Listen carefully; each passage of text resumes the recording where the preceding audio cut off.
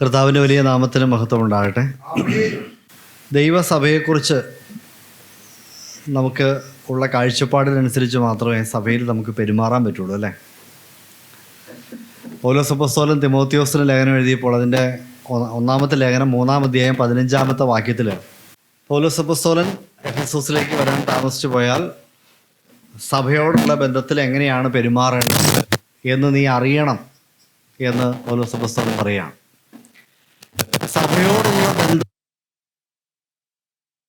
ബന്ധങ്ങളൊക്കെ നമ്മൾ അറിഞ്ഞ് പെരുമാറണം, ചില കാര്യങ്ങൾ മനസ്സിലാക്കി പെരുമാറണം, അല്ലെങ്കിൽ ചില പ്രത്യേക രീതിയിൽ പെരുമാറണം. അതായത് സാധാരണ നമ്മൾ മറ്റ് സ്ഥലങ്ങളിൽ ഇടപെടുന്നത് പോലെ അല്ല സഭയിൽ ഇടപെടുന്നൊരു വ്യത്യാസമുണ്ട്, അല്ലേ? വ്യത്യാസം ഉണ്ടാകണം.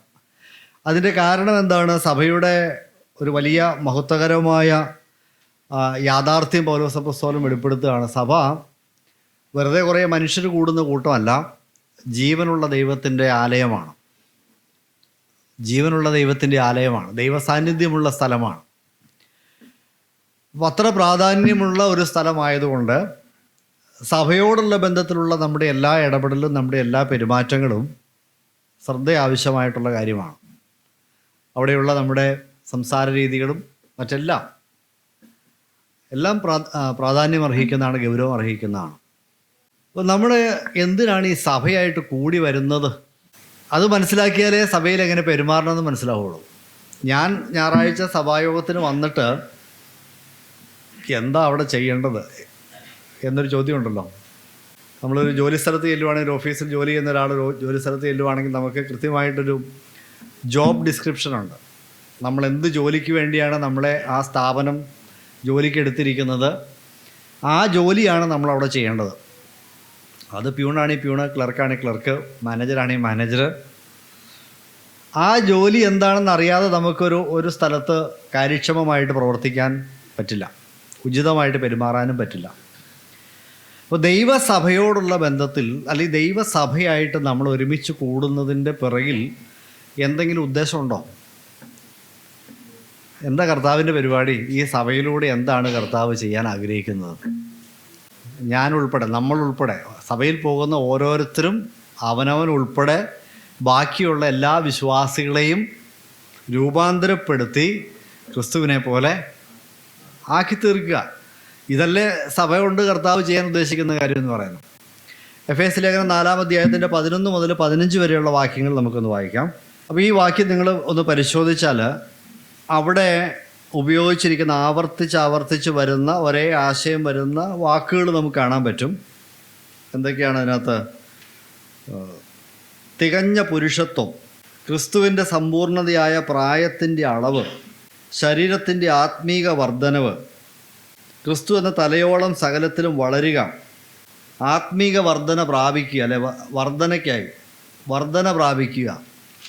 ഇതെല്ലാം സൂചിപ്പിക്കുന്നത് എന്താ? കർത്താവ് വിവിധ വരങ്ങളെ സഭയിൽ നൽകിയിരിക്കുന്നു, വിശ്വാസികൾക്ക് നൽകിയിരിക്കുന്നു. ഈ വരങ്ങളെല്ലാം കൊണ്ട് നമ്മൾ എന്ത് ലക്ഷ്യം നേടിയെടുക്കണം? സഭയിലുള്ള ഓരോ വിശ്വാസികളുടെയും ജീവിതത്തിൽ അവർ പക്വതയിലേക്ക് വളരണം, ക്രിസ്തുവിൽ കാണുന്ന പുരുഷത്വത്തിൻ്റെ അളവിലേക്ക് എത്തണം, ക്രിസ്തു എന്ന തലയോളം വളരാൻ സഹായിക്കണം.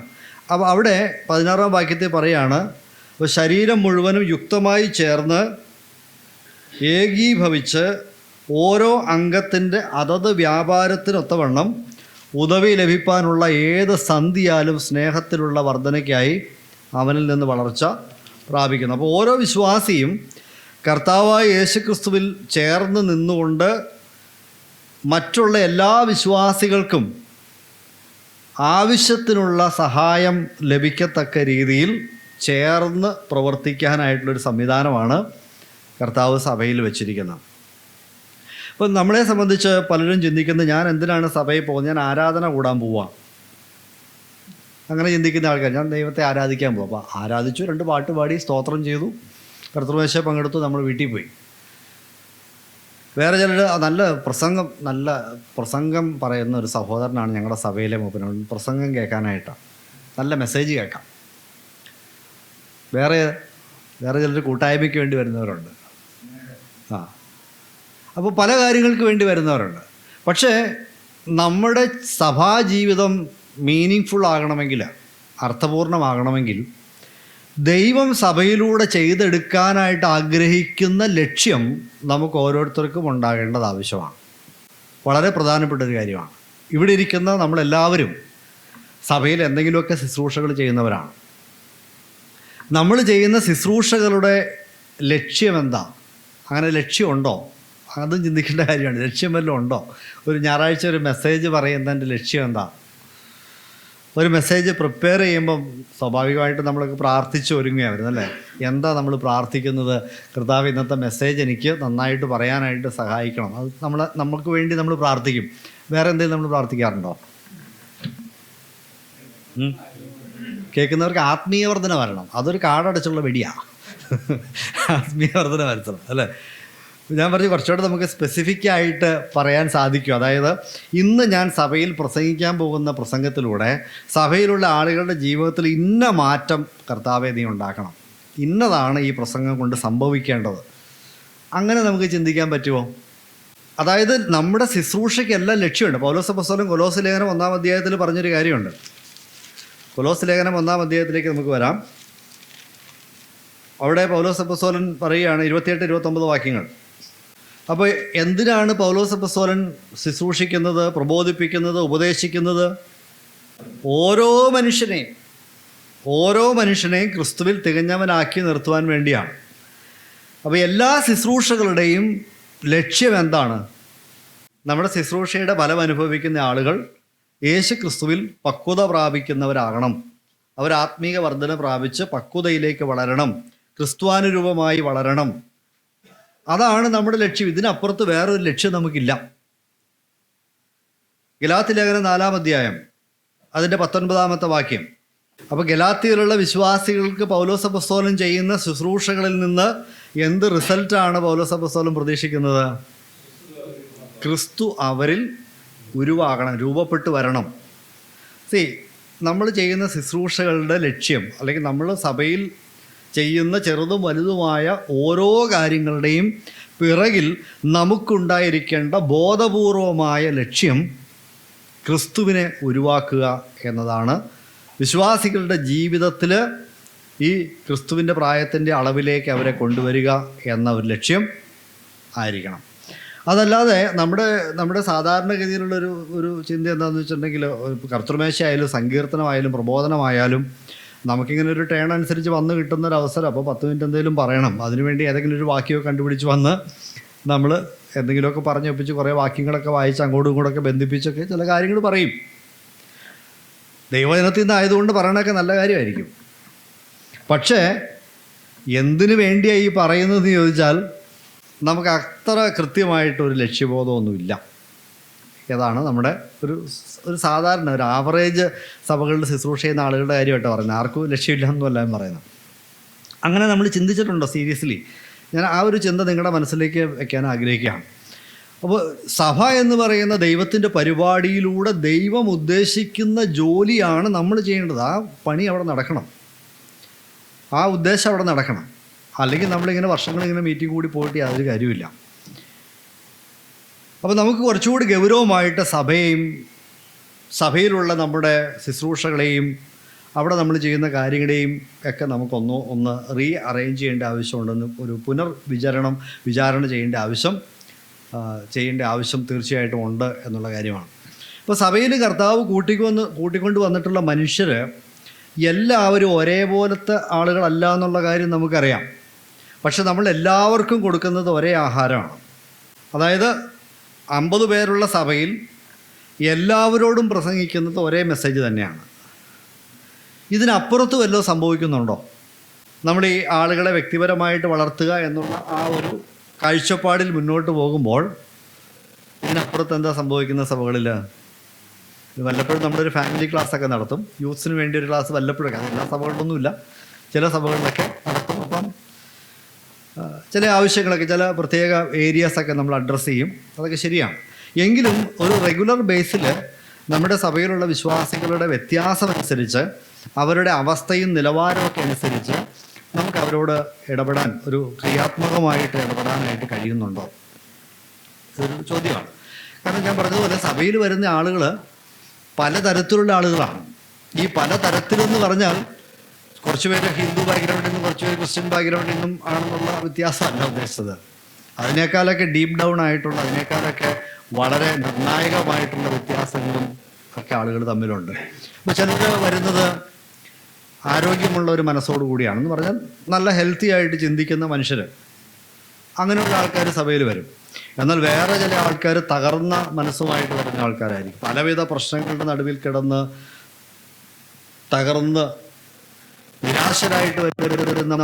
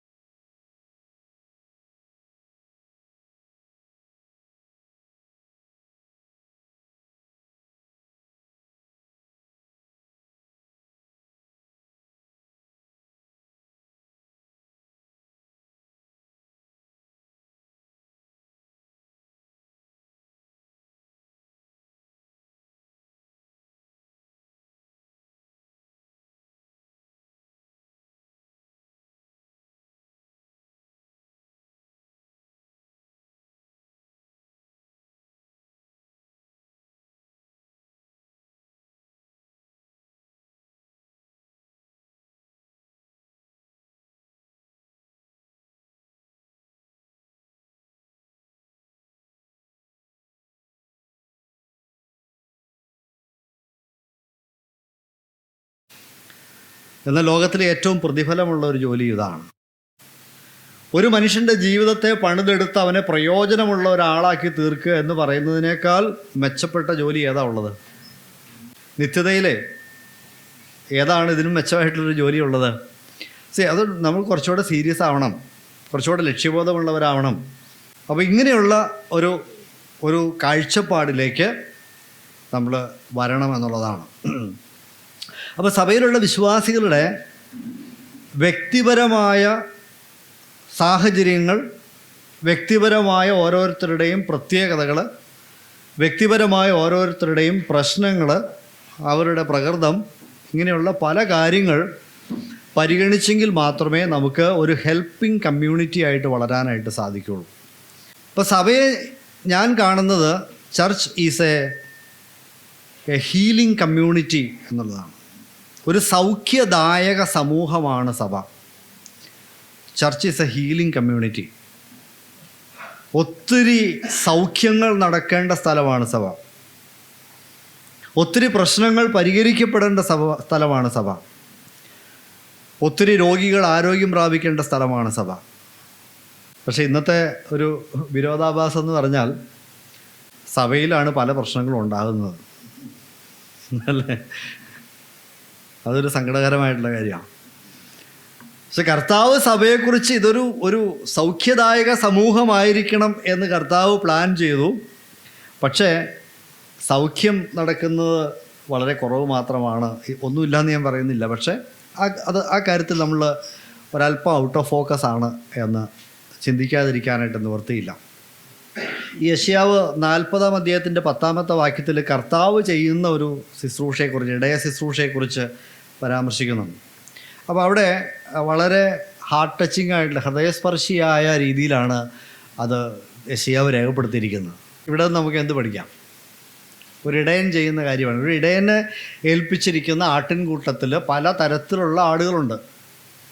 നല്ല യൗവനത്തിലുള്ള ആടുകളുണ്ട്, കുഞ്ഞാടുകളുണ്ട്, തള്ളയാടുകളുണ്ട്, പ്രായമായ ആടുകളുണ്ട്.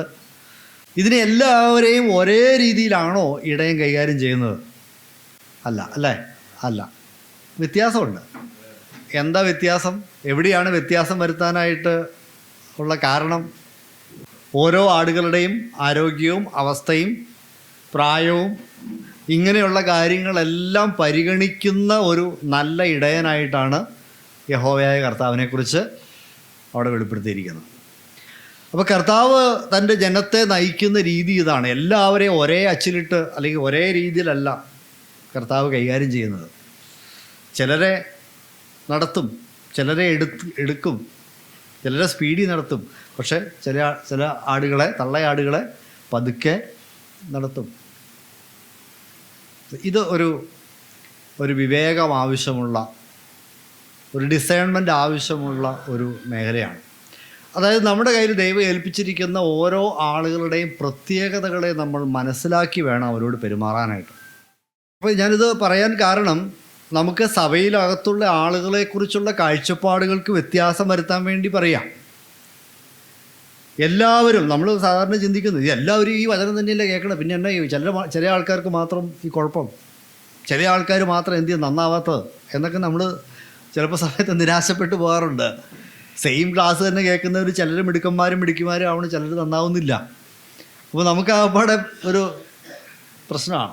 എന്താ ഇങ്ങനെ എല്ലാവർക്കും ദൈവത്തിൻ്റെ വചനമല്ലേ കൊടുക്കുന്നത്? അതെ, പക്ഷേ ആളുകളുടെ അവസ്ഥകൾക്കും രീതികൾക്കുമൊക്കെ വ്യത്യാസമുണ്ട് എന്നുള്ള കാര്യം നമ്മൾ ഓർത്തുകൊള്ളുക. കർത്താവിൻ്റെ സഭ ഒരു ശരീരം എന്ന നിലയിൽ അവതരിപ്പിച്ചിരിക്കുന്ന വാക്യങ്ങളുണ്ടല്ലോ, പൗലോസ് അപ്പോസ്തലൻ്റെ ലേഖനങ്ങളിലൊക്കെ നമുക്ക് കാണാം. അവിടെയും പൗലോസ് അപ്പോസ്തലൻ വളരെ വ്യക്തമായിട്ട് പറയുന്നൊരു കാര്യമുണ്ട്, അവയവങ്ങൾ വ്യത്യസ്തമാണ്. നമുക്കൊരു വാക്യം വായിക്കാം, 1 കൊരിന്ത്യർ ലേഖനം 12-ാം അധ്യായം, അതിൻ്റെ 24 മുതൽ 27 വരെയുള്ള വാക്യങ്ങൾ വായിക്കാം. കാര്യങ്ങൾ വളരെ വ്യക്തമാണ്. എല്ലാ അവയവങ്ങളും ഒരുപോലെ അല്ല, എല്ലാ അവയവങ്ങൾക്കും ഒരേ ജോലിയല്ല, എല്ലാ അവയവങ്ങൾക്കും ഒരേ മാനവുമല്ല, ഒരേ പ്രാധാന്യവുമല്ല എന്നുള്ള രീതിയിൽ. പ്രാധാന്യമല്ല എന്ന് നമ്മൾ പറയുമ്പം എല്ലാ അവയവവും പ്രധാനപ്പെട്ടതാണ്, പക്ഷേ എല്ലാ അവയവത്തിൻ്റെയും ജോലി ഒന്നല്ല. അപ്പോൾ നമ്മുടെ ജോലി എന്താണ്? 25-ാമത്തെ വാക്യത്തിൽ പറയാം, ശരീരത്തിൽ ഭിന്നത വരാതെ അവയവങ്ങൾ അന്യോന്യം ഒരുപോലെ കരുതേണ്ടതിനായി ദൈവം കുറവുള്ളതിനധികം മാനം കൊടുത്തുകൊണ്ട് ശരീരത്തെ കൂട്ടിച്ചേർത്തിരിക്കുന്നു. അപ്പോൾ അന്യോന്യം കരുതുക. അവയവങ്ങൾ വ്യത്യാസമുള്ളതാണ്, പക്ഷേ ഓരോ അവയവത്തിൻ്റെയും ധർമ്മം എന്താണ്? മറ്റവയവങ്ങളെയും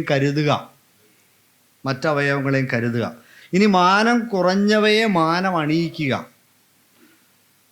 കഴിവ് കുറഞ്ഞവയെ കഴിവുണ്ടാക്കാനായിട്ട് സഹായിക്കുക, ഭക്തി കുറഞ്ഞവരെ ഭക്തിയിൽ വളരാനായിട്ട് സഹായിക്കുക, സ്വഭാവത്തിൽ മാറ്റങ്ങൾ ആവശ്യമുള്ളവരെ അതിനായിട്ട് സഹായിക്കുക. അപ്പോൾ ഇതാണ് അന്യോന്യം നമ്മൾ ചെയ്യേണ്ട ശുശ്രൂഷ എന്നത്. ധാരാളം വാക്യങ്ങൾ നമ്മൾ നോക്കിയാൽ, നിങ്ങൾക്ക് ഇപ്പം ആപ്പൊക്കെ ഉണ്ട്, സെർച്ച് ചെയ്ത് നോക്കിയാൽ അല്ലെങ്കിൽ തമ്മിൽ എന്നുള്ളൊരു വാക്ക് പുതിയ നിയമത്തിൽ ഉപയോഗിച്ചിരിക്കുന്ന റെഫറൻസുകളെ ഒന്ന് പരിശോധിച്ച് നോക്കിയാൽ, തമ്മിൽ പ്രബോധിപ്പിക്കുക, തമ്മിൽ ഭാരങ്ങളെ വഹിക്കുക, പിന്നെ എന്തെല്ലാം കാര്യങ്ങളാണ് തമ്മിൽ ചെയ്യാനായിട്ട് പറഞ്ഞിരിക്കുന്നത്. സോ ഇതൊരു മ്യൂച്വൽ മിനിസ്ട്രിയാണ്. നമ്മൾ അങ്ങോട്ടും ഇങ്ങോട്ടും ഉത്സാഹം വാങ്ങിയും ഒക്കെ മുമ്പോട്ട് പോകേണ്ട, പ്രബോധനം സ്വീകരിച്ചും പ്രബോധനം കൊടുത്തുമൊക്കെ മുമ്പോട്ട് പോകേണ്ട ഒരു സ്ഥലമാണ് ദൈവത്തിൻ്റെ സഭ എന്ന ദൈവിക പരിപാടി എന്ന് പറയുന്നത്. അപ്പോൾ അന്യോന്യമുള്ള കടപ്പാടുകൾ നമുക്കുണ്ട്. സഭയിലുള്ള വിശ്വാസികളെ സംബന്ധിച്ച്, അല്ലെങ്കിൽ ഒരു കൂട്ടം വിശ്വാസികൾക്കുള്ള തെറ്റായ ധാരണ എന്താണെന്ന് വെച്ചാൽ, ഈ പ്രബോധിപ്പിക്കുക, വളർത്തുക, ഇതൊക്കെ സഭയുടെ ലീഡർഷിപ്പിലിരിക്കുന്ന ആളുകളുടെ ഉത്തരവാദിത്തമാണ്. അങ്ങനെയല്ല ബൈബിൾ പറയുന്നത്. ഇതൊരു ബോഡി ലൈഫാണ്. Church is a body. അപ്പോൾ church life is a body life. സഭ ഒരു ശരീരമാണെങ്കിൽ സഭാജീവിതം എന്ന് പറയുന്ന ഒരു ശരീരജീവിതമാണ്. ശരീരജീവിതം എന്താ കൊണ്ട് ഉദ്ദേശിക്കുന്നത്? നമ്മൾ ഓരോ അവയവങ്ങളാണ്. ഞാനൊരു അവയവമാണെങ്കിൽ എനിക്ക് ഈ ശരീരത്തെ സംബന്ധിച്ച് ചില ധർമ്മമുണ്ട്, ഉത്തരവാദിത്വമുണ്ട്, അല്ലേ? ഞാൻ കൈയാണെങ്കിൽ എനിക്ക് കൈയുടേതായ ഉത്തരവാദിത്വമുണ്ട്. അപ്പോൾ നമ്മൾ ഓരോരുത്തരും ഏതെങ്കിലുമൊക്കെ അവയവങ്ങളാണ്.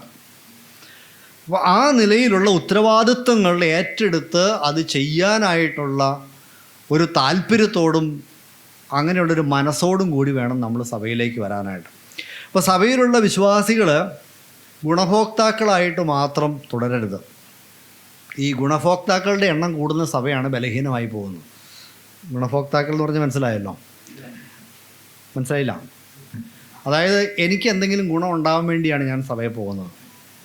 എന്തെങ്കിലും ഗുണം കിട്ടാൻ വേണ്ടി വരുന്നവരാണ്, ഗുണം കാംക്ഷിച്ച് വരുന്നവരാണ് ഈ ആളുകൾ. വേണ്ടി മാത്രം. അപ്പോൾ സഭയിൽ പോകുമ്പോൾ എനിക്ക് എന്തെങ്കിലുമൊക്കെ കിട്ടണം, എല്ലാവരും എന്നെ ശുശ്രൂഷിക്കണം, എന്നെ സഹായിക്കണം, എന്നെ പരിഗണിക്കണം, എന്നെ ബഹുമാനിക്കണം, എനിക്ക് സ്നേഹം തരണം, എൻ്റെ കാര്യങ്ങളെല്ലാം ഒന്ന് സഹായിക്കണം. ഇങ്ങനെ ഒരു ചിന്ത മാത്രമുള്ള ആളുകളുണ്ട്. കുറേ പേര് അങ്ങനെ വരുന്നവരുമുണ്ട്. അപ്പോൾ ആ ചിന്ത സഭയിലുള്ള ഭൂരിപക്ഷം പേരിലും അങ്ങനെ എന്തെങ്കിലോ സഭാ ശുശ്രൂഷ ചെയ്യുന്നവർ കഷ്ടപ്പെട്ടു പോവുള്ളൂ. പരാതി തീർന്നിട്ട് നേരം ഉണ്ടാവില്ല, തളർന്നു പോകും നമ്മൾ. പക്ഷേ സഭയിലുള്ള വിശ്വാസികളിൽ നല്ലൊരു ശതമാനം ആളുകൾ ഈ ഒരു യാഥാർത്ഥ്യം മനസ്സിലാക്കിയാൽ, അതായത് ഞാനൊരു ഗുണഭോക്താവ് എന്ന നിലയിൽ നിന്ന് ഞാൻ മറ്റുള്ളവരെ സഹായിക്കുന്ന ഒരു ആളായിട്ട് മാറണം എന്നുള്ള ഒരു കാഴ്ചപ്പാടിലേക്ക് മാറിക്കഴിഞ്ഞാൽ എന്ത് എളുപ്പമുണ്ടെന്ന് അറിയാം കാര്യങ്ങൾ. അപ്പോൾ അവിടെ എല്ലാവർക്കും ഒരു ജോലിയുണ്ട്, എല്ലാവർക്കും ഉത്തരവാദിത്വമുണ്ട്. ദൈവസഭ ആരോഗ്യകരമായിട്ട് അനുഗ്രഹകരമായിട്ട് മുന്നോട്ട് പോകാനായിട്ട് എനിക്കും നിങ്ങൾക്കും നമ്മളെല്ലാവർക്കും ഒരേപോലെ ഉത്തരവാദിത്വം ഉണ്ട്. ഇതെല്ലാം മിഷണറിമാരുടെയും മൂപ്പന്മാരുടെയും മാത്രം ഉത്തരവാദിത്വമാണ് എന്ന് ചിന്തിച്ചാൽ കാര്യങ്ങൾ നടക്കില്ല. എല്ലാ അവയവങ്ങൾക്കും ജോലിയുണ്ട്, ധർമ്മമുണ്ട് എന്നതാണ്. നമ്മൾ പ്രത്യേകമായിട്ടിപ്പോൾ ഒരു കൗൺസിലിംഗ് എന്ന ഒരു ആശയവുമായിട്ട് ബന്ധപ്പെട്ട, അല്ലെ ഒരു ഹീലിംഗ് എന്നൊരാശയവുമായിട്ട് ബന്ധപ്പെട്ടാണല്ലോ ഈ സെഷൻസ് ക്രമീകരിച്ചിരിക്കുന്നത്. അപ്പോൾ സഭയിൽ വരുന്ന ആളുകൾ ഞാൻ ആദ്യം പറഞ്ഞതുപോലെ പല വിധത്തിലുള്ള പ്രശ്നങ്ങളും പല വിധത്തിലുള്ള കുറവുകളുമൊക്കെയുള്ള ആളുകളാണ് സഭയിൽ വരുന്നത്. ഞാൻ എൻ്റെ അനുഭവം ഓർക്കുകയാണ്. ഞാൻ സഭയിൽ വരുന്ന സമയത്ത് ഞാൻ അന്നത്തെ കാലത്ത് പ്രീ ഡിഗ്രി, ഇന്നത്തെ +2 ആ ഒരു പ്രായത്തിലാണ് ഞാൻ സഭയിൽ വരുന്നത്.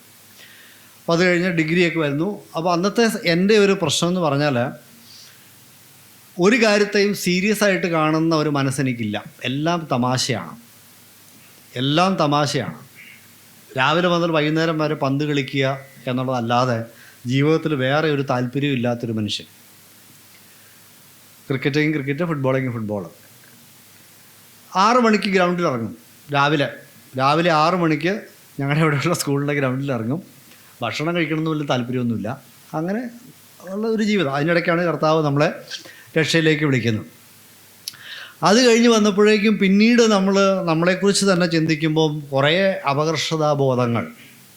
എനിക്ക് അന്നുണ്ടായിരുന്ന ഏറ്റവും വലിയ പ്രശ്നം എന്ന് പറഞ്ഞിട്ടുണ്ടെങ്കിൽ എനിക്ക് പൊക്കമില്ല. അത് എനിക്കൊരു പ്രശ്നമുള്ളൊരു മേഖലയായിരുന്നു. എനിക്ക് പൊക്കമില്ല. അതുപോലെ എനിക്ക് ചിരിക്കാനായിട്ട് തരില്ല. എൻ്റെ പല്ലിങ്ങനെ അങ്ങോട്ട് മേക്കോന്നൊക്കെ പറഞ്ഞ് അങ്ങോട്ടും ഇങ്ങോട്ടൊക്കെ ആയിട്ടായിരിക്കണം. അപ്പോൾ ദൂരെ നിന്ന് നോക്കുമ്പോൾ ഒരു ചന്തമൊക്കെ ഉണ്ടെന്നുള്ളൂ. അടുത്ത് വന്ന് നോക്കിയാൽ പല കുഴപ്പങ്ങളുമൊക്കെ നമുക്ക് ഉണ്ട്. പിന്നെ ക്യാമറയുടെ മുമ്പിലൊക്കെ ഇച്ചിരി മേക്കപ്പൊക്കെ തേച്ച് നിൽക്കുന്നതുകൊണ്ട് ഗ്ലാമറൊക്കെ ഉണ്ടെന്ന് തോന്നുന്നു മാത്രമേ ഉള്ളൂ. അപ്പോൾ അങ്ങനെയൊക്കെ ഉള്ള ഒരു രീതിയിൽ നമുക്ക് നമ്മളെക്കുറിച്ച് തന്നെ ഒരു ആത്മവിശ്വാസം ഇല്ലാത്ത, ഒരു കോൺഫിഡൻസ് ഇല്ലാത്ത ഒരു മനുഷ്യനായിരുന്നു ഞാൻ. മനുഷ്യരുടെ മുമ്പിൽ നിന്ന് സംസാരിക്കാൻ എന്നെക്കൊണ്ട് പറ്റുമായിരുന്നില്ല. അപ്പോൾ അങ്ങനെയുള്ള അപകർഷതാബോധമൊക്കെ ആയിട്ട് ഞാൻ സഭയിൽ വരികയാണ്.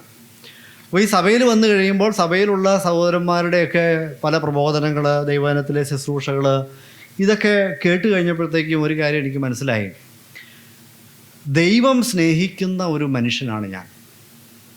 ദൈവത്തിൻ്റെ വചനം പറയുകയാണ്, ദൈവം നിന്നെ മാന്യനായി തിരഞ്ഞെടുത്തിരിക്കുന്നു, നിന്നെ വിലയുള്ളവനായി കണ്ടിരിക്കുന്നു.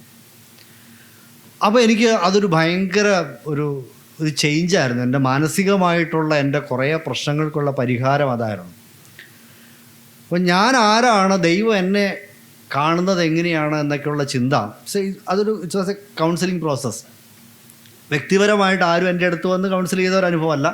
എന്നാൽ ദൈവസഭയിലെ ശുശ്രൂഷയിലൂടെ എനിക്ക് സംഭവിച്ച രൂപാന്തരത്തെക്കുറിച്ച് ഞാൻ പറയുന്നു. അപ്പം അങ്ങനെ അപകർഷതാബോധമായിട്ടിരിക്കുന്ന മനുഷ്യരുണ്ട്.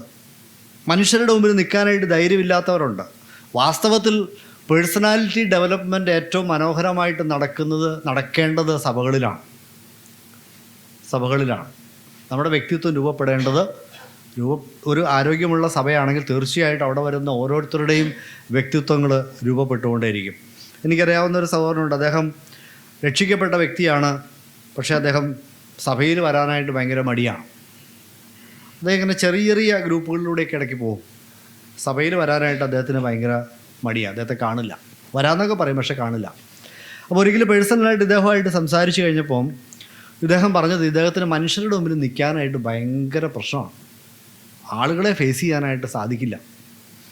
35 വയസ്സ് കഴിഞ്ഞു, കല്യാണം കഴിച്ചിട്ടില്ല. അപ്പോൾ ഞാൻ അവനോട് ചോദിച്ചോടാ മോനെ കല്യാണം കഴിക്കണ്ടേ? വേണം, ആഗ്രഹമുണ്ട് സൗര. എന്താ പ്രശ്നം? കല്യാണം കഴിക്കണമെങ്കിൽ സ്റ്റേജിൽ കയറി നിൽക്കണ്ടേ? അതെന്നെക്കൊണ്ട് സാധിക്കില്ല. അപ്പോഴാണ് ഈ മനുഷ്യരുടെ മുമ്പിൽ സ്റ്റേജിൽ കയറി നിൽക്കാൻ എന്നെക്കൊണ്ട് പറ്റില്ല.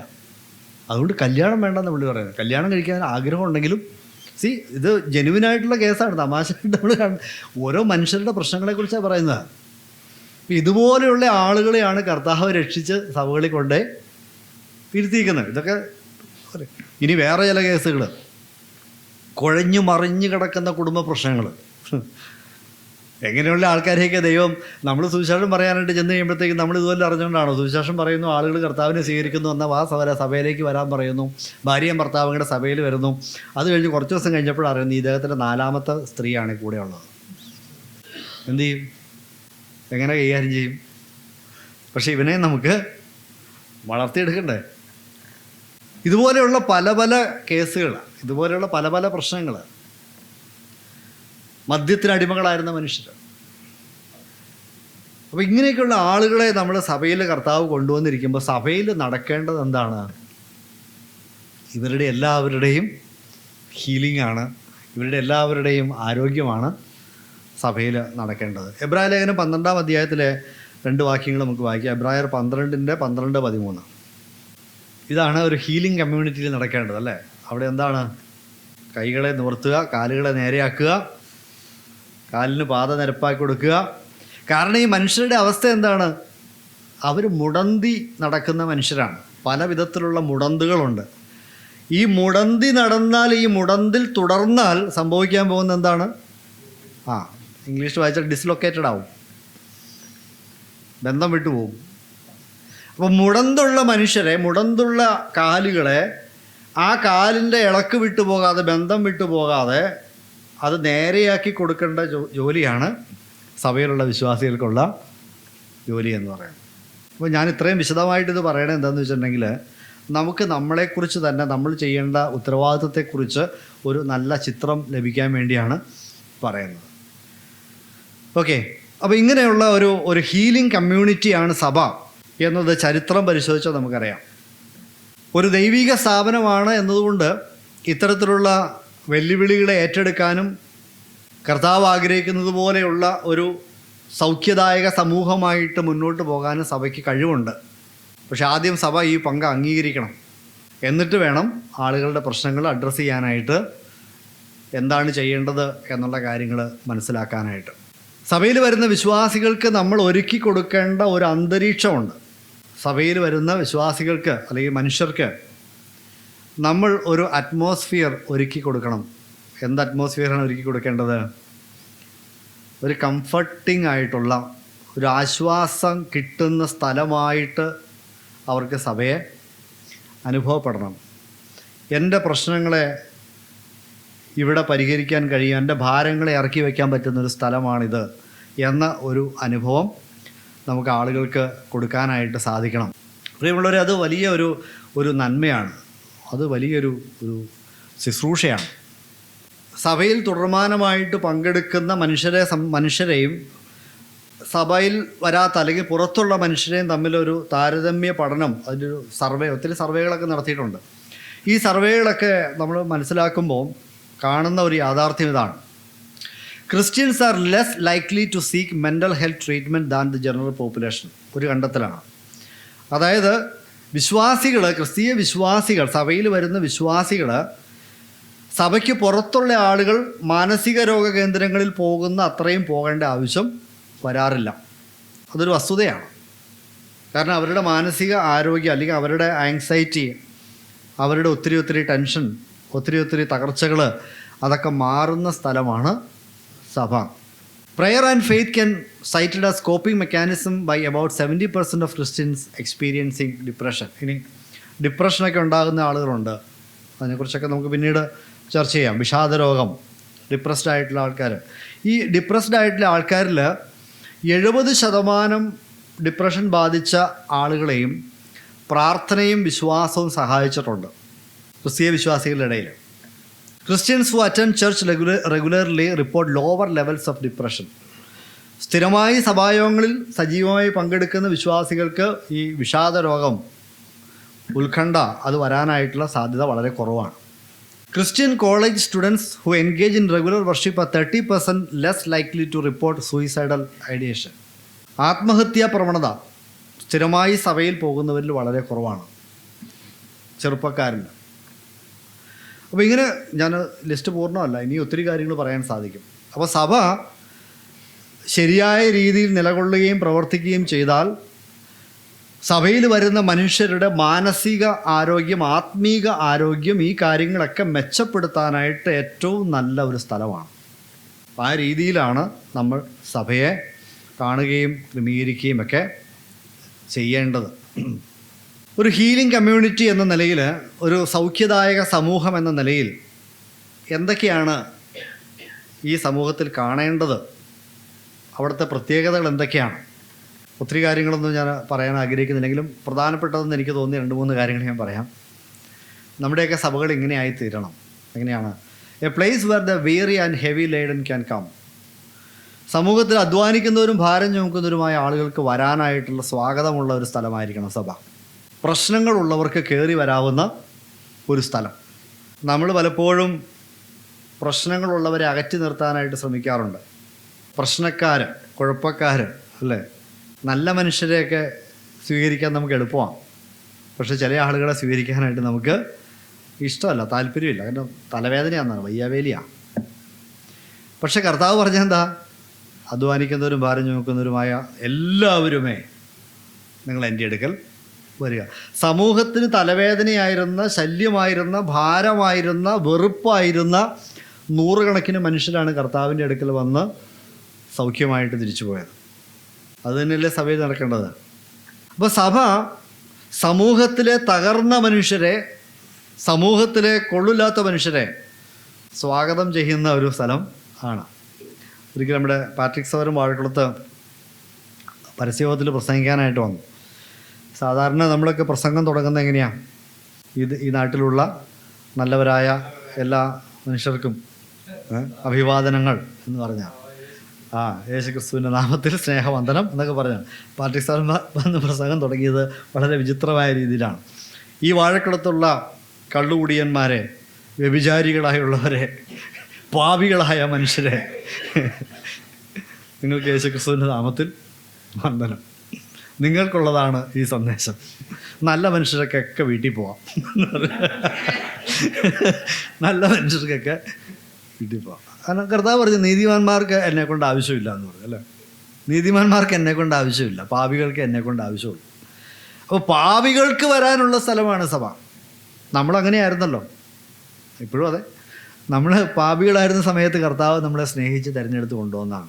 അപ്പോൾ അങ്ങനെ പാപികൾക്ക് കടന്നു വരാനുള്ളൊരു സ്ഥലം. അപ്പോൾ ഞാൻ നമ്മുടെയൊക്കെ സഭകളെക്കുറിച്ച് ചിന്തിക്കുമ്പോൾ ഒരു പ്രധാനപ്പെട്ട ന്യൂനത ഞാൻ കാണുന്നത്, നമ്മുടെയൊക്കെ അടുത്ത് എനിക്ക് ഇന്ന പ്രശ്നമുണ്ട്, നിങ്ങൾ ഒന്ന് പ്രാർത്ഥിക്കണം എന്ന് പറഞ്ഞ് വരുന്ന ആളുകളുടെ എണ്ണം വളരെ വളരെ കുറവാണ്. എന്നാൽ ഞങ്ങളുടെ നാട്ടിൽ കുറച്ച് പെന്തക്കോസ്ത് സഭകളുണ്ട്.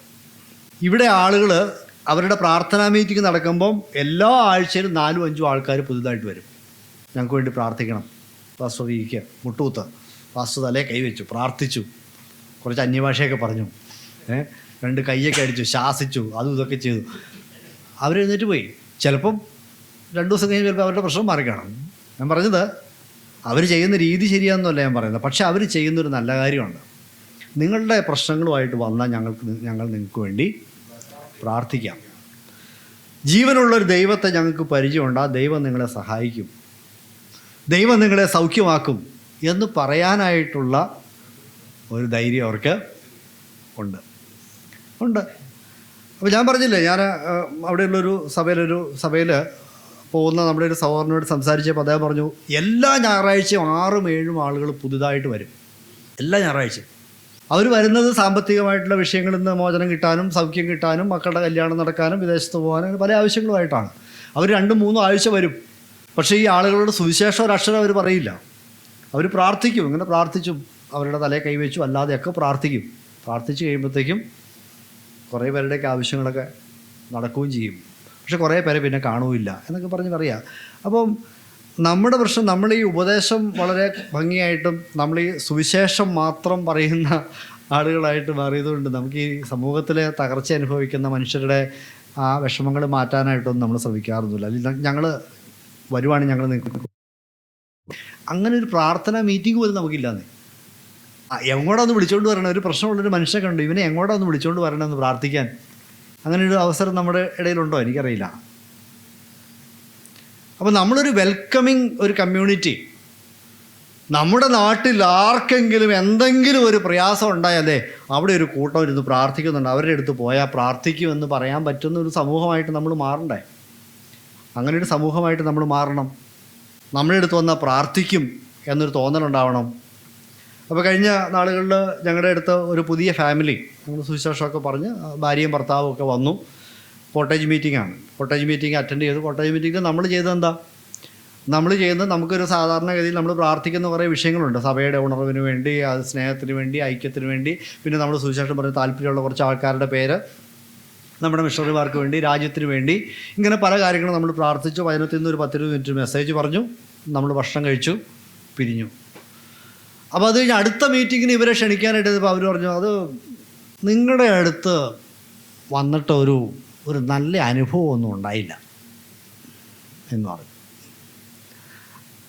അപ്പോൾ നമ്മൾ ഓർത്ത് ഇത്രയും ഗംഭീരമായ അനുഭവം വേറെ അടുത്ത് കിട്ടില്ല എന്നാണ്. അപ്പോൾ എന്താണ്? അപ്പോൾ അവർ പറഞ്ഞു, ഞങ്ങളവിടെ വന്നിരുന്നു, ഞങ്ങളെ ബാധിക്കുന്ന ഒരു കാര്യവും നിങ്ങളവിടെ ചെയ്തില്ല, ഞങ്ങളെ ബാധിക്കുന്ന ഒരു കാര്യവും നിങ്ങളവിടെ ചെയ്തില്ല. അപ്പോൾ ഞങ്ങൾക്ക് മനസ്സിലായി ഇവരുടെ പ്രത്യേക ആവശ്യങ്ങളുണ്ട്. അവർ നമ്മുടെ കൂടെ വന്നത് നമ്മൾ അവർക്ക് വേണ്ടി പ്രാർത്ഥിക്കും, പ്രാർത്ഥിച്ച് കഴിയുമ്പോൾ അവരുടെ പ്രയാസങ്ങളൊക്കെ മാറും, അത് പ്രതീക്ഷിച്ചാണ് അവർ വന്നത്. അപ്പോൾ ഞങ്ങൾ പറഞ്ഞു, ഞങ്ങൾക്ക് തെറ്റുപറ്റിപ്പോയി, നിങ്ങൾ അടുത്ത മീറ്റിങ്ങിന് വരണം, നിങ്ങൾക്ക് വേണ്ടി പ്രത്യേകം പ്രാർത്ഥിക്കുന്നുണ്ട്. അപ്പോൾ അവർ വീണ്ടും വന്ന് ആ മീറ്റിംഗ് എല്ലാം കഴിഞ്ഞപ്പോൾ ഞങ്ങൾ ഇവരെ ഭാര്യയും ഭർത്താവിനെ കൂടെ മുമ്പിലോട്ട് വലിച്ച് നിർത്തി എല്ലാവരും എഴുന്നേറ്റ് നിന്ന് അവർക്ക് വേണ്ടി പ്രത്യേകമായിട്ട് ഒരു 5 മിനിറ്റ് അങ്ങ് പ്രാർത്ഥിച്ചു. അവർക്ക് ഭയങ്കര സന്തോഷമായി. നമ്മൾ ചെയ്തത് വലിയ കാര്യമൊന്നും ചെയ്തില്ല, പക്ഷേ ഈ ആളുകളുടെ ആവശ്യങ്ങളുണ്ട്, അവരുടെ വ്യക്തിപരമായിട്ടുള്ള നീഡ്സ് ഉണ്ട്. അവർക്ക് ഈ രക്ഷിക്കപ്പെടുക എന്നുള്ള ഒരാവശ്യം, അതാണ് ഏറ്റവും പ്രധാനപ്പെട്ട ആവശ്യം. അതുമാത്രമല്ല മനുഷ്യൻ്റെ ആവശ്യം എന്ന് പറയുന്നത്. കർത്താവ് അത് മാത്രമല്ല കൊടുത്തത്. അപ്പോൾ ഇതൊക്കെ നമ്മൾ അഡ്രസ്സ് ചെയ്യണം. അപ്പോൾ ഒരു വെൽക്കമിങ് കമ്മ്യൂണിറ്റി ആയിരിക്കണം സഭ. ആളുകൾ വരട്ടെ, അവരുടെ പ്രശ്നങ്ങളുമായിട്ട് വരട്ടെ. കൗൺസിലിംഗ് വേണോ? കൊടുക്കാം. മദ്യപാനം മൂലം കഷ്ടപ്പെടുന്ന ആൾക്കാരുണ്ട്, നമ്മളവരെ ഹെൽപ്പ് ചെയ്യും. അങ്ങനെ ഒരു സ്ഥലമുണ്ട്. ഇപ്പം കർത്താവ് ബെത്സയിദ, നമ്മുടെ എവിടെയാണ്, പത്രോസിൻ്റെ വീട്ടിൽ, കഫർന്നഹൂമിൽ വീട്ടിലിരുന്ന് പഠിപ്പിച്ചുകൊണ്ടിരിക്കുക. അവിടത്തേക്ക് കുറേ ആളുകൾ വന്ന് ഒരുത്തനെ 4 പേര് കൂടി ചുമന്ന് പെരമോളി കയറ്റി താഴേക്ക് ഇറക്കി വിടുക. അപ്പം ഈ സ്ഥലത്ത് വന്നാൽ ഈ കാര്യം നടക്കുമെന്നുള്ള കാര്യം അവർക്ക് അറിയാം. ഇങ്ങനെ പ്രതീക്ഷയില്ലാതെ തളർന്നു കിടക്കുന്ന ഈ മനുഷ്യനെ രക്ഷപ്പെടുത്തണമെങ്കിൽ ഒരൊറ്റ സ്ഥലമേ ഉള്ളൂ, അവിടെ കൊണ്ടുചെന്നാൽ കാര്യം നടക്കുമെന്നുള്ള കാര്യം ആ സമൂഹത്തിലുള്ള ആൾക്കറിയാം. മനസ്സിലായോ? അവിടെയാണ് നമ്മുടെ പരാജയം. അതായത് നമ്മുടെ സമൂഹത്തിലുള്ളൊരു മനുഷ്യൻ്റെ ഒരു തകർച്ച വന്നു, അവനൊരു കിഡ്നി ഫെയിലിയർ വന്നു, അല്ലെങ്കിൽ ഒരു ക്യാൻസർ വന്നു, ഇത് എവിടെ ചെന്നാൽ ഞങ്ങൾക്കൊരാശ്വാസം കിട്ടും എന്ന് ചോദിക്കുമ്പോൾ ഇന്ന സ്ഥലത്തുള്ള സഭയിൽ ചെന്നാൽ ആശ്വാസം കിട്ടും എന്ന് പറയുന്ന രീതിയിൽ ചർച്ച ഒരു ഹീലിംഗ് കമ്മ്യൂണിറ്റി ആയിട്ട് മാറണമെന്നാണ് എനിക്ക് പറയുന്നത്. നമുക്ക് രൂപാന്തരം വരേണ്ട ഒരു മേഖലയാണ്. നമ്മൾ ഉപദേശത്തിലൊക്കെ നമ്മൾ അടിത്തറയിട്ട് ഉറപ്പിച്ച് വെച്ചേക്കുക. സുവിശേഷം വളരെ വ്യക്തമായിട്ട് നമ്മൾ പറയും. പക്ഷേ നമുക്കൊരു മാനുഷിക മുഖം വേണം, ഒരു കരുണയുടെ മുഖം വേണം, ഒരു വെൽക്കമിങ് ഫേസ് നമുക്ക് ആവശ്യമാണ്. അപ്പോൾ അങ്ങനെയുള്ളൊരു സമൂഹത്തിൽ ഈ ഹീലിംഗ് നടക്കുകയുള്ളൂ. മനസ്സിലായി? ചില സഭകളിലൊക്കെ ആളുകൾ പറയും, ചില ആളുകൾ വന്നിട്ട് അങ്ങനെ ഒരാൾ വന്നു പോയി എന്നുള്ളത് പോലും പലരും അറിഞ്ഞില്ല. ഒരു പുതിയൊരാൾ താഴേക്കട പോയപ്പോൾ പാട്ട് കേട്ടപ്പോൾ കയറി വന്നു. അയാൾ അവിടെ ഒരു മൂലയ്ക്കൊരു കസേര വന്നിരുന്നു. അയാൾ അവിടെ ഇരുന്ന് ആ മീറ്റിംഗ് മുഴുവൻ പങ്കെടുത്തു. മീറ്റിംഗ് കഴിഞ്ഞപ്പോൾ എഴുന്നേറ്റ് പോയി. അപ്പോൾ ഇത് കഴിഞ്ഞപ്പോൾ പറയാം, ഇന്ന് അവിടെ ഒരു പുതിയൊരു ചേട്ടൻ ഇരിക്കണുണ്ടാകുന്നല്ലോ, അത് അറിയുമോ? ആ ഉണ്ടായിരുന്നോ? ശരിയാണെന്നല്ലോ, കണ്ടായിരുന്നോ? ആരാ? ഇതിലെ പോയി, ഒരു പിടിയില്ല. സംഭവിക്കുന്ന കാര്യങ്ങളാണ് ഞാൻ പറയുന്നത്. ചില സ്ഥലത്തൊക്കെ സംഭവിക്കുന്ന കാര്യങ്ങളാണ് പറയുന്നത്. We are not concerned about people. മനുഷ്യരെക്കുറിച്ച് നമുക്ക് വലിയ ഭാരമൊന്നും ഇല്ലാതെ അവസ്ഥയിലായിപ്പോയി. നമുക്കുള്ള ആത്മീയ നന്മകളൊക്കെ ആയിട്ട് നമ്മളിങ്ങനെ സുഖമായിട്ട് ജീവിക്കുന്ന ഒരു സമൂഹമായിട്ട് നമ്മൾ മാറിയാൽ നമുക്ക് ലോകത്തിൻ്റെ ഈ പ്രകാശമായിട്ടും ഭൂമിയുടെ ഉപ്പായിട്ടും ഒന്നും മാറാനായിട്ട് സാധിക്കില്ല. അപ്പോൾ നമ്മളൊരു വെൽക്കമിങ് കമ്മ്യൂണിറ്റി ആയിരിക്കണം. അപ്പോൾ വെൽക്കമിങ് കമ്മ്യൂണിറ്റി എന്ന് പറഞ്ഞാൽ നമ്മുടെ അടുത്ത ആളുകൾ വരണം, ആ വരുന്ന ആളുകൾക്ക് അവർ അംഗീകരിക്കപ്പെടുന്നു, അവർ സ്വീകരിക്കപ്പെടുന്നു എന്നൊരു ഫീലിംഗും ഉണ്ടാകണം. ഈ വരുന്ന ആളുകളെ പരിചയപ്പെടണം, അവരുടെ അവസ്ഥ എന്താണെന്ന് മനസ്സിലാക്കാൻ ശ്രമിക്കണം. അവർക്ക് എന്തെങ്കിലും പ്രാർത്ഥനാവശ്യം ഉണ്ടോ എന്നുള്ള കാര്യം ചോദിക്കണം. അപ്പം അങ്ങനെ അവരെക്കുറിച്ചുള്ള അത്യാവശ്യം കുറച്ച് കാര്യങ്ങളൊക്കെ ഒന്ന് മനസ്സിലാക്കി അവർക്ക് വേണ്ടി ഒന്ന് പ്രത്യേകം പ്രാർത്ഥിക്കാനൊക്കെ സാധിച്ചാൽ അവർക്ക് മനസ്സിലാവും ഞങ്ങളെ സ്നേഹിക്കുന്ന, ഞങ്ങൾക്ക് വേണ്ടി കരുതുന്ന ഒരു സമൂഹമുണ്ട് എന്നുള്ളൊരു ഫീലിംഗ് അവർക്ക് കിട്ടും. അതാണ് വീണ്ടും അവരെ കൊണ്ടുവരാനായിട്ട് ഇടയായിത്തീരുന്ന കാര്യം എന്ന് പറയുന്നത്. സഭ ഒരു പ്രാർത്ഥനാ സമൂഹമാണ്. സഭ ഒരു പ്രാർത്ഥനാ സമൂഹമാണ്. ഇത് വളരെ പ്രധാനപ്പെട്ട ഒരു കാര്യമാണ്. ആദിമ നൂറ്റാണ്ടിലെ സഭയെ സംബന്ധിച്ച് നമുക്കറിയാം, എന്ത് പ്രയാസം ഉണ്ടായാലും അപ്പം ഇരുന്ന് പ്രാർത്ഥനയാണ്, അല്ലേ? എന്തെങ്കിലും ഒരു ആവശ്യം വന്നു പിന്നെ കാണുന്ന അവർ സഭ ശ്രദ്ധയോടുകൂടി പ്രാർത്ഥിച്ചു. നമ്മുടെ സഭയിൽ പ്രശ്നങ്ങളുള്ളൊരു കുടുംബം, ഭാര്യയും ഭർത്താവും തമ്മിൽ പ്രശ്നമാണ്, അല്ലെങ്കിൽ വേണ്ട വിവാഹം കഴിച്ചു വിട്ടു അധികം നാൾ കഴിയുന്നതിന് മുമ്പ് ഈ ചെറുപ്പക്കാരുടെ ജീവിതത്തിൽ പ്രശ്നമായി. സഭയിലെ മൂപ്പന്മാരൊക്കെ ഇടപെടുന്നുണ്ട്. പക്ഷേ സഭയ്ക്ക് ആവശ്യത്തിൽ അത്രയുമാണോ ചെയ്യാനുള്ളൂ? സഭയ്ക്ക് എന്തുകൊണ്ട് ഒരു ദിവസം ഉപവസിച്ച് പ്രാർത്ഥിക്കാൻ പാടില്ല? ശരിയല്ലേ? ഒരു സഹോദരിക്ക് അല്ലെങ്കിൽ സഹോദരന് പെട്ടെന്നൊരു ദിവസം ഒരു വേദനയുണ്ടായി, അല്ലെങ്കിൽ ഒരു പ്രയാസം ഉണ്ടായി. ഡോക്ടറെ പോയി കണ്ടപ്പോൾ ഡോക്ടർ കുറേ ടെസ്റ്റുകൾ എഴുതി കൊടുത്തു. ചില കാര്യങ്ങൾക്ക് ഞങ്ങൾക്ക് സംശയമുണ്ട്, നിങ്ങൾ ഈ ടെസ്റ്റൊക്കെ ചെയ്തിട്ട് വരണം എന്ന് പറഞ്ഞു. അങ്ങനെ പറഞ്ഞു കേൾക്കുന്ന ഒരു മനുഷ്യൻ്റെ മാനസികാവസ്ഥ എന്തായിരിക്കും? അല്ല, നിങ്ങൾ ചെന്ന് പറയുകയാണ് ബ്ലഡിൽ കുറേ കൗണ്ട് കുറവുണ്ട്, ഞങ്ങൾക്ക് കുറച്ച് സംശയങ്ങളുണ്ട്, നിങ്ങൾ പോയി ഇന്ന് ടെസ്റ്റ് ചെയ്യണം എന്നൊക്കെ പറഞ്ഞ് വിട്ട് കഴിയുമ്പോഴത്തേക്ക് നമുക്ക് ആർക്കായാലും കുറച്ചൊരു ടെൻഷൻ ഉണ്ടാവില്ല, എന്താണ് എനിക്ക് സംഭവിക്കാൻ പോകുന്നത്. അദ്ദേഹത്തിന് മാത്രമാണ്, അദ്ദേഹത്തിൻ്റെ ഭാര്യയ്ക്കും അദ്ദേഹത്തിൻ്റെ മക്കൾക്ക് എല്ലാം കുറേ ആകുലതകളുണ്ട്. അപ്പോൾ ഇത് സഭയ്ക്ക് എന്ത് ചെയ്യാൻ പറ്റും? സഭയ്ക്ക് ഇത് അറിയാൻ പറ്റിയാൽ അവർ ടെസ്റ്റിനൊക്കെ പോണതിന് മുമ്പ് പോയി ഒന്ന് പ്രാർത്ഥിക്കുക, അല്ലേ? ദൈവകരങ്ങളിൽ ഏൽപ്പിക്കാൻ കാര്യങ്ങൾ, എന്നിട്ട് ടെസ്റ്റ് റിസൾട്ട് വരുന്നത് പ്രാർത്ഥിക്കാം, അത് കഴിഞ്ഞാലും പ്രാർത്ഥിക്കാം. അപ്പോൾ നിരന്തരമായ ഒരു പ്രാർത്ഥനാ സപ്പോർട്ട് ആ വ്യക്തിക്ക് കൊടുക്കാനായിട്ട് സാധിച്ചാൽ അവർക്ക് ഒത്തിരി മാനസികമായ ബുദ്ധിമുട്ടുകളെ അതിജീവിക്കാനായിട്ട് സാധിക്കും എന്നുള്ളതാണ്. അപ്പോൾ ഇന്നത്തെ സമൂഹത്തിൽ നമ്മുടെ ഒരു പ്രശ്നം എന്ന് പറഞ്ഞാൽ, എനിക്കൊരു പ്രശ്നമുണ്ടെങ്കിൽ പരമാവധി ഞാൻ ആരോടും മിണ്ടില്ല. സഭയിലെ സഹോദരന്മാരോടോ നേതൃത്വത്തിലിരിക്കുന്നവരോട് പോലും പറയില്ല. എന്താ അങ്ങനെ ആയിപ്പോയത്? പലയിടത്തും അങ്ങനെ ഒരു പ്രശ്നമുണ്ട്. പറയാനായിട്ടുള്ള ഒരു ഓപ്പൺനെസ് ഇല്ല. എന്താ പറയാനായിട്ട് ബുദ്ധിമുട്ടെന്നറിയാമോ? ഇത് പറഞ്ഞാൽ ഒരു സിമ്പതറ്റിക്കായിട്ട് അല്ലെങ്കിൽ ഒരു എമ്പതൈസ് ചെയ്യാനായിട്ട് പറ്റുന്ന ആളുകൾ അവിടെ ഇല്ല.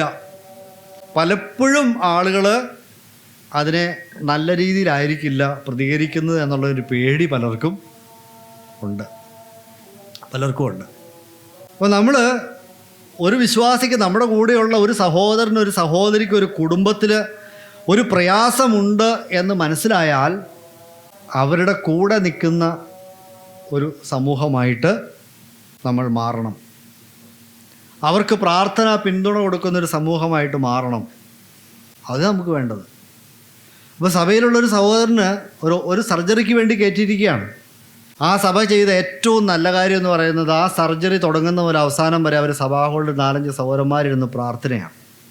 ഇതറിയുന്ന ആ സഹോദരനുണ്ടാകുന്ന മാനസികമായ ആത്മീകമായിട്ടുള്ള ഹീലിംഗ് എത്രമാത്രമായിരിക്കും, ധൈര്യം എത്രമാത്രമായിരിക്കും. ശരിയാണോ? ശരിയാണ്. അപ്പോൾ നമ്മളൊക്കെ വിട്ടുപോകുന്ന, മറന്നു പോകുന്ന കാര്യങ്ങൾ ഇതാണ്. നമ്മുടെ കൂടെയുള്ള ഒരാൾ, ആ വ്യക്തി ഒരു പ്രയാസത്തിലൂടെ, പ്രതിസന്ധിയിലൂടെ കടന്നു പോകുമ്പോൾ ആ വ്യക്തിയുടെ ചുറ്റും നിൽക്കാനും ആ വ്യക്തിക്ക് പ്രാർത്ഥനാ സപ്പോർട്ട് കൊടുക്കാനും നിങ്ങളുടെ കൂടെ ഞങ്ങളുണ്ട് എന്ന് ഉറപ്പ് കൊടുക്കാനും നമുക്ക് പറ്റുമെന്നുള്ളതാണ് നമ്മൾ ചിന്തിക്കേണ്ടത്. ഈ അടുത്തിടയ്ക്ക് രസകരമായൊരു അനുഭവം ഉണ്ടായി. നമ്മളൊരു പുതിയ സ്ഥലത്തൊരു ബൈബിൾ ക്ലാസ് തുടങ്ങുകയാണ്. അപ്പോൾ അവിടെ 1-2 കോണ്ടാക്റ്റുകളൊക്കെ നമുക്കുണ്ട്. ആ ബൈബിൾ ക്ലാസ്സിന് ഈ അവിടെയുള്ള സഹോദരന്മാർ ഒരു കത്തോലിക്ക ചേട്ടനെ വിളിച്ചുകൊണ്ട് വന്നു. അപ്പോൾ ആ ചേട്ടൻ ക്ലാസ്സിന് വന്ന് ഇങ്ങനെ വിഷമിച്ചിരിക്കുകയാണ്. സഹോദരന്മാർ ആ ചേട്ടനോട് ചോദിച്ചു, എന്താ ചേട്ടാ പ്രശ്നം? അപ്പോൾ ആ ചേട്ടൻ പറഞ്ഞു, എനിക്ക് ഒരു പ്രാർത്ഥനാ വിഷയം പറയാനുണ്ട്, നിങ്ങൾ പ്രാർത്ഥിച്ച് അതിനൊരു പരിഹാരം ഉണ്ടാക്കി തരണം. എന്താ കാര്യം? ഇദ്ദേഹത്തിന് 12 ആടുകളുണ്ട്. അപ്പോൾ ഈ 12 ആടുകളുണ്ട്. ഇതിൽ കുറച്ച് നാളായിട്ട് ഈ ഓരോ ആടുകൾ ഇങ്ങനെ ചത്ത് വീണുകൊണ്ടിരിക്കുകയാണ്. അപ്പോൾ ഇപ്പോൾ അവസാനം 5-6 ആടായി. അടുത്ത ഒരാട് കിടപ്പായി, അത് ഭക്ഷണം കഴിക്കുന്നില്ല. എഴുന്നേൽക്കുന്നില്ല. നിങ്ങൾ പ്രാർത്ഥിച്ച് എൻ്റെ ആടിനെ എഴുന്നേൽപ്പിച്ചായിരുന്നു. ഇദ്ദേഹത്തിൻ്റെ വളരെ ലളിതമായിട്ടുള്ളൊരാവശ്യമാണ്. അപ്പോൾ ഈ ക്ലാസ്സിന് പോയ സഹോദരൻ ഇദ്ദേഹം അടുത്ത ആഴ്ചയും ക്ലാസ്സിന് വരണമെങ്കിൽ എന്ത് ചെയ്യണം? ആടെ എഴുന്നേക്കണം. മനസ്സിലായോ? ആടെ എഴുന്നേക്കണം, എന്നാലേ അടുത്ത ആഴ്ച പുള്ളി ക്ലാസ്സിന് വരുള്ളൂ. അപ്പോൾ ഇവർ പറഞ്ഞു സൗരം പ്രാർത്ഥിക്കാൻ ചേട്ടാ എന്ന് പറഞ്ഞു. ഇവർ അന്നേരം പ്രാർത്ഥിച്ചു. അതിനുശേഷം പിന്നീട് ആ ആഴ്ച എല്ലാ ദിവസവും മുട്ടയിൽ നിന്ന് പ്രാർത്ഥിച്ചു. 5-ാം ദിവസം ആട് എഴുന്നേറ്റു. ഇദ്ദേഹം അടുത്ത ആഴ്ച ക്ലാസ്സിന് വന്നു. ആട് തുള്ളിച്ചാടി നടക്കുമെന്ന് പറഞ്ഞു. അപ്പോൾ എന്നിട്ട് ആ സൗരം പറയാം, എൻ്റെ കൊച്ചിന് അസുഖം വന്നിട്ട് പോലും ഞാൻ ഇത്രയും കാര്യമായിട്ട് പ്രാർത്ഥിച്ചിട്ടില്ല. ഇത്രയും കാര്യമായിട്ട് ഞാൻ പ്രാർത്ഥിച്ചത് ഈ ആടിന് വേണ്ടി. കാരണം എന്താ, ഒരാത്മാവിന് അനേക നാൾ കൂടി കിട്ടണേ. ആട് എഴുന്നേറ്റില്ലേ ആത്മാവ് പോവും. അപ്പോൾ പിന്നെ ആ ചേട്ടൻ ഇന്നലെയും ക്ലാസ്സിലുണ്ടായിരുന്നു. ഞാൻ പറഞ്ഞത്, എൻ്റെ പൊന്നി ചേട്ടാ, ആടിനും പറ്റിയൊക്കെ ആരാ പ്രാർത്ഥിക്കുന്നത്? മനുഷ്യർക്ക് വല്ല ആവശ്യമുണ്ട് പ്രാർത്ഥിക്കാം എന്നുള്ള ഇത് കേൾക്കുമ്പോൾ ആദ്യം തോന്നണതായിരിക്കും മനസ്സിൽ. പക്ഷെ എങ്കിലും ആ മനുഷ്യൻ്റെ പ്രസ്സിങ് നീഡ്, അന്നേരത്തെ ഏറ്റവും വലിയ ആവശ്യം അതാ, അദ്ദേഹത്തിൻ്റെ ഏറ്റവും വലിയ മാനസിക പ്രയാസം അതാ. അത് നമ്മൾ കണ്ടില്ല എന്ന് വെച്ചാൽ പിന്നെ അദ്ദേഹത്തെ നമുക്ക് നേടാൻ പറ്റുമോ? നേടാൻ പറ്റില്ല. അപ്പോൾ സഭ ഒരു പ്രാർത്ഥനാ സമൂഹമായിട്ട് മാറണം. ചെറിയ കാര്യങ്ങൾക്കും വലിയ കാര്യങ്ങൾക്കും ഒക്കെ വിശ്വാസികളുടെ ഓരോ കാര്യങ്ങൾക്ക് പ്രാർത്ഥനയോടെ കൂടെ നിൽക്കുന്ന, പ്രാർത്ഥനയിൽ ബലപ്പെടുത്തുന്ന, പ്രാർത്ഥനയിൽ പിന്തുണയേകുന്ന, പ്രാർത്ഥനയാൽ സംരക്ഷണത്തിൻ്റെ കോട്ട തീർക്കുന്ന സമൂഹമായിട്ട് സഭകൾ മാറണം. നമുക്ക് പ്രാർത്ഥനയിൽ വളരണം. ഈ വരുന്ന വർഷം പ്രാർത്ഥിക്കാൻ നമ്മുടെ അടുത്ത് ആളുകൾ വന്നു തുടങ്ങണം. ആ രീതിയിലുള്ള ഒരു മാറ്റം നമുക്ക് വരുത്തണം എന്നുള്ളതാണ്.